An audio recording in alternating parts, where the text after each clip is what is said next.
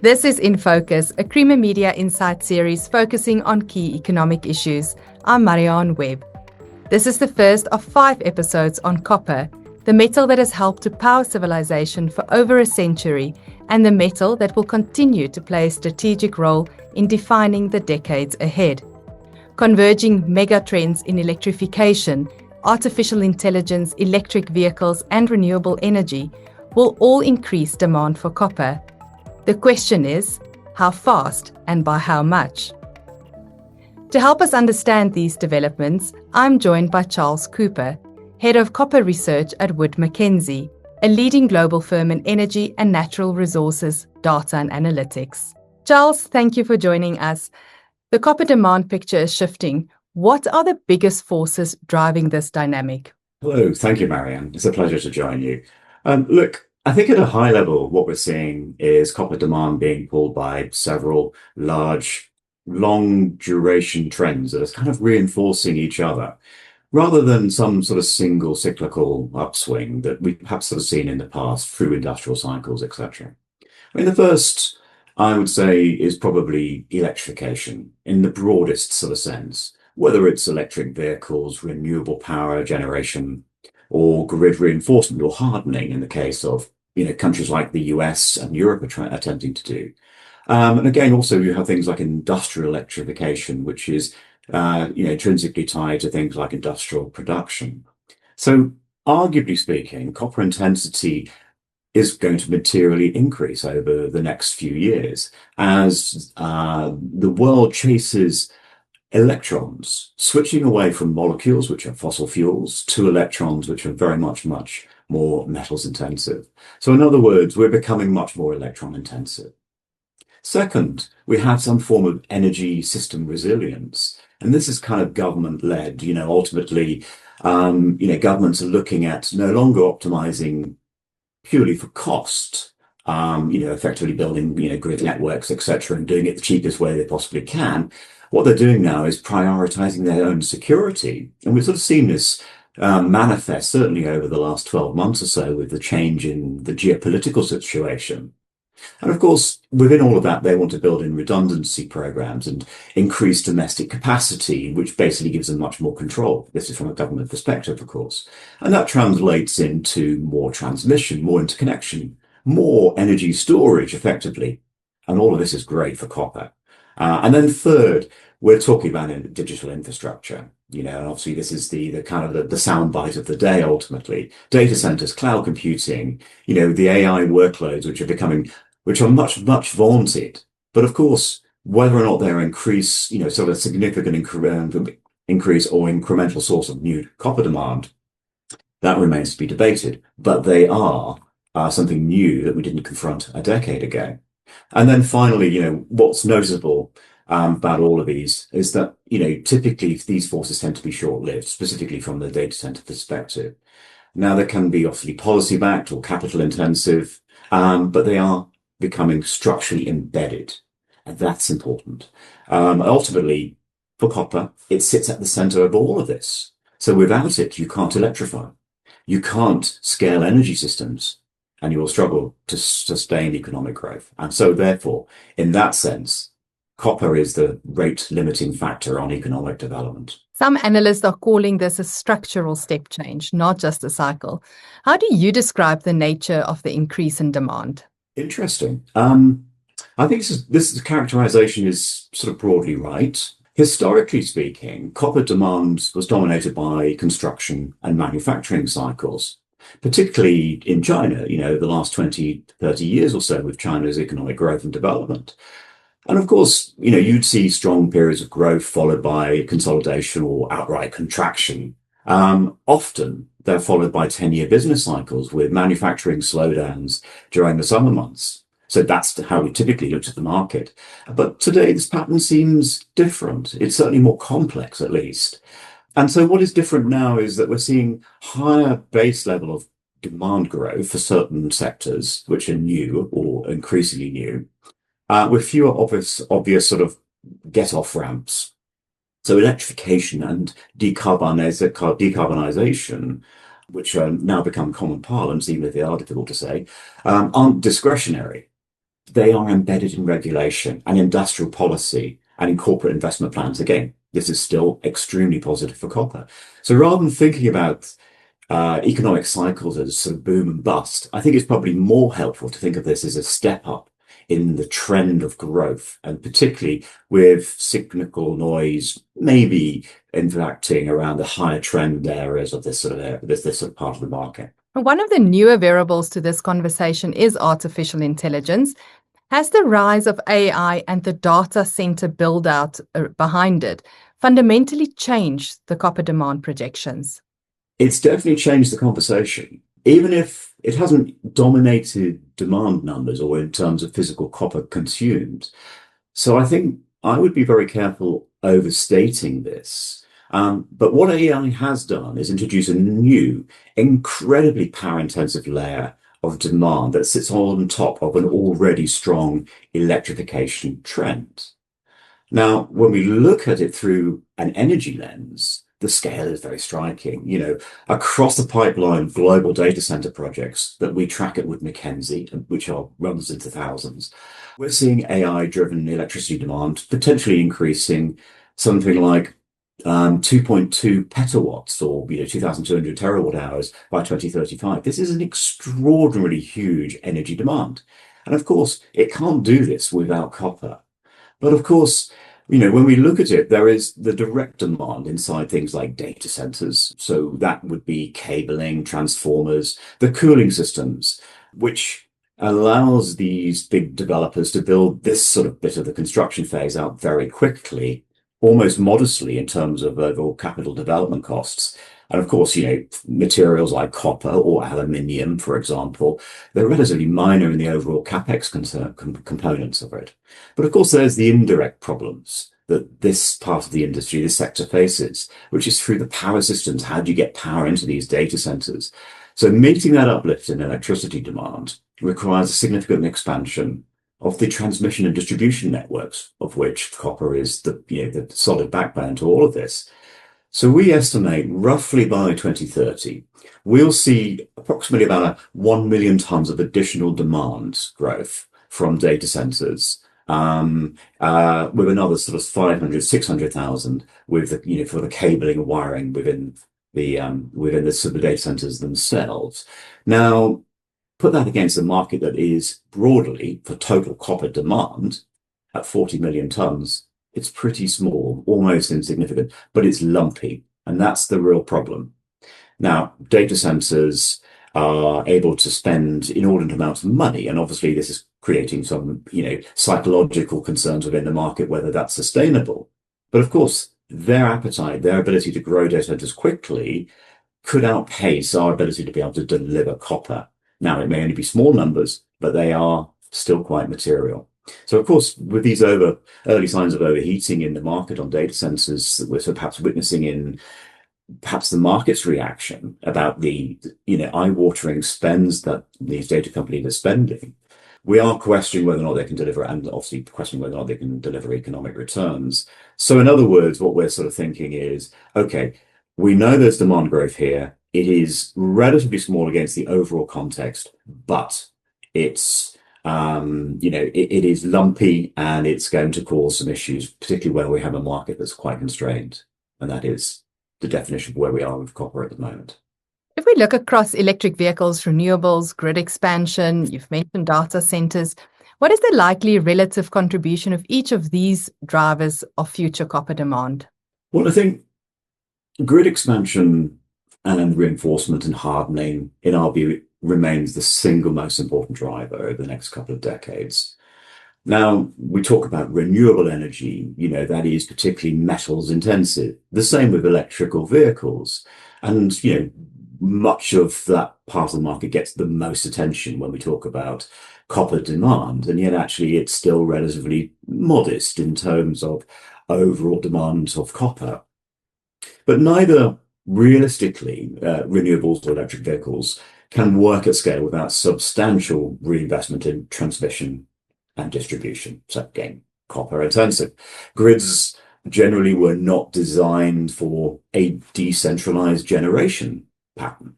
So bidirectional flows or power flows or rapid EV charging, that puts a lot of constraints on the grid. So we have to rebuild bits of the grid in order to do that. Again, we love that from a copper story point of view. And electrical vehicles, a major contribution as they use, arguably speaking, 2, 3 times more copper than a typical internal combustion engine. But of course, their impact is partly paced by their adoption rates, obviously policy and affordability, et cetera, et cetera. And then obviously the infrastructure readiness as well. And that there is a concern over things like range, all the kind of things that we all would be worried about with buying an electric vehicle. But we estimate that electric vehicles demand today is about 5% of overall total copper demand. It is growing quite significantly. And then it should rise to roughly about 11% of overall total copper demand over the next 25 years or so. So absolutely a big part of it. Then back to renewables, again, very copper intensive, things like offshore wind and solar, so for example, offshore wind is something like about 16 times more copper intensive than, say, a coal-fired or gas-fired power station from an energy point. So again, lovely. But the overall contribution of the energy transition, realistically, so we're talking about renewables here and electric vehicles, will rise in our estimation from about 12% today to around about 16% by the end of the decade. So high growth areas. And of course, then data centers finally, they're a small absolute tonnage, but they're growing quickly. They tend to be geographically concentrated. And obviously, they create localized demand spikes. So if you step back, the common denominator across all of this is the grid. And that's where copper compounds ultimately. China has been the dominant force in copper demand for 2 decades. Is this still the case, or are other regions starting to reshape the demand picture? Well, China remains the single source of copper demand, and it will be for some time, but its role is changing. It's going from aggressive build out and expansional growth to an industry that is far more focused on consumption, and it's changing its spending habits, the new Chinese 5-year plan, of course. So in reality, growth in China is slower. It has become more mature. It's a developed economy by broader sort of definitions. And it's increasingly focused now on upgrading and electrifying existing infrastructure, perhaps shifting from the eastern coastal areas and moving inland. All great. So rather than building, entirely new cities, industrial capacity, it is sort of shifting to improving the quality of what it's got. So it's still demand growth, but again, it's not compounding on previous years' growth. In other words, it still remains absolutely core to the long term. Now, what has changed, of course, is the sort of reemergence of, say, the US and Europe. So the US is seeing a resurgence in grid investment and manufacturing investment as well, largely driven by the AI data center story. Europe, of course, is electrifying or accelerating its electrification and spending more on energy and security than it ever did. Last year, Germany raised the sort of the debt threshold, allowing it to spend more on energy and defense, or particularly defense, but I read that as energy as well. And then finally, the important areas. This is where the new growth story starts to emerge. And this is India, Southeast Asia, the ASEAN countries. Now they are in, the earlier sort of development stages of the economic sort of development curves, but they are structurally copper intensive. In other words, they're building out grid systems, interconnected grid systems. They're building out some downstream processing facilities, which again demonstrates that they are shifting the dynamics of demand much further downstream. But these economies are growing at very high rates, high single digits for industrial production or GDP. And again, they're the ones that are driving the story going forward. But of course, today we face some of the challenges with the Gulf conflict and many of these economies having to subsidize fuel, which could curtail some of this growth in the near term. But again, the long-term story remains pretty sort of sound. So in other words, we're moving away from a world which is very China-centric to one that's become much more distributed, arguably. And that diversification matters because it reduces the likelihood, I think at least, of a sharp demand collapse tied to one single economy that we've experienced in the past. Given everything that you've outlined, do you think that copper supply will be able to keep up with demand? And is the market correctly estimating the scale or the speed of future copper demand?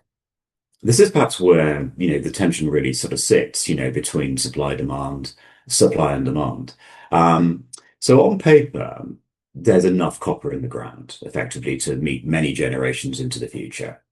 But of course, the challenge is bringing it to market. We know, to build a new mining project, it takes years, sometimes even decades, to bring on certain projects in certain jurisdictions. Chile and Peru have become, the go-to place to build a mining project. But of course, they face, structural challenges from social opposition all the way through to water constraints. Of course, from a South African perspective, you'll be very familiar with many of these sort of situations. As the demand for copper has increased, both in terms of percentage growth, but certainly in terms of tonnage and volume, projects have to become larger.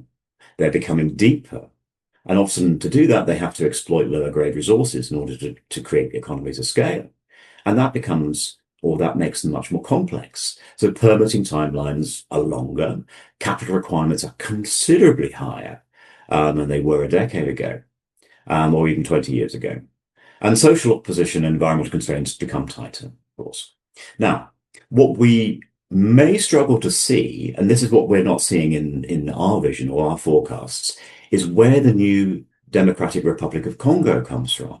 So this economy 10 years ago had a very nascent sort of copper production. It had a historic, copper supply, but which was curtailed by sort of civil war and everything else. But in the meantime, the DRC grew from very small levels in the mid 2010s to roughly about 3.5 million tons today. So it added 3 million tons to supply within a decade. That's extraordinary. No country's done that.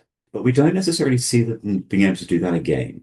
And we're struggling to see where we see a single country that becomes totally the go-to place. What we are seeing, of course, is a shift further eastward into Pakistan, into Central Asia, Russia, and China, where this is where some of the new growth projects will come from. They will basically have to face many challenges in developing these projects, new fiscal regimes, governments that are perhaps a little bit sort of newer to the whole prospect of mining.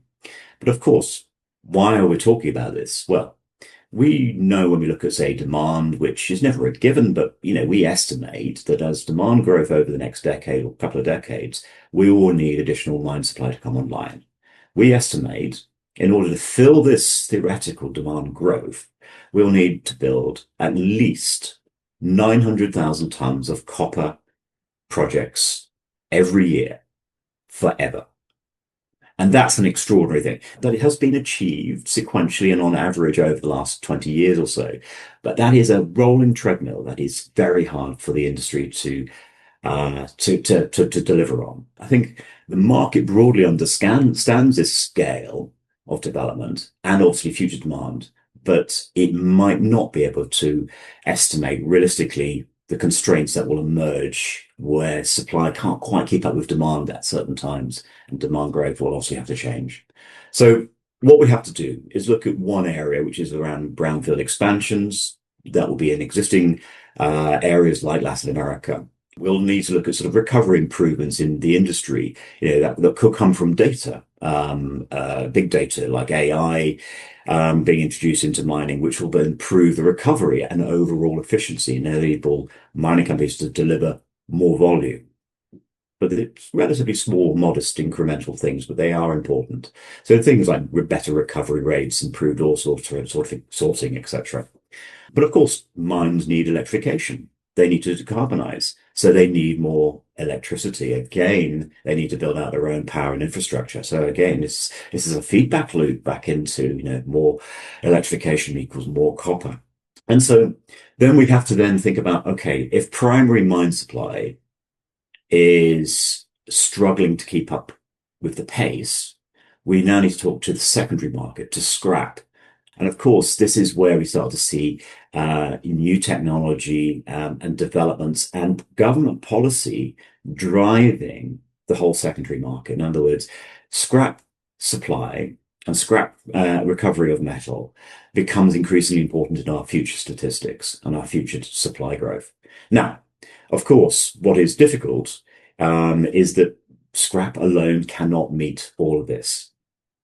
We have to rely on mining as the primary source of copper, and that's probably true for other commodities as well. So ultimately, though copper looks set to remain structurally tight, as we see it for the next few years, it will need considerable investment. And today's metal prices suggest that should be attractive alone. But of course, there are other geopolitical events going on which are making it much, much more challenging for governments and companies to invest in mining. And it's essential that they do so today. Charles, thank you very much, and thank you for your insights. That's episode 1. Join us for the next episode in the series when we speak to Shirley Weber of APSA Corporate and Investment Banking on how the mining industry is responding to rising global copper demand and where the next generation of copper supply will come from.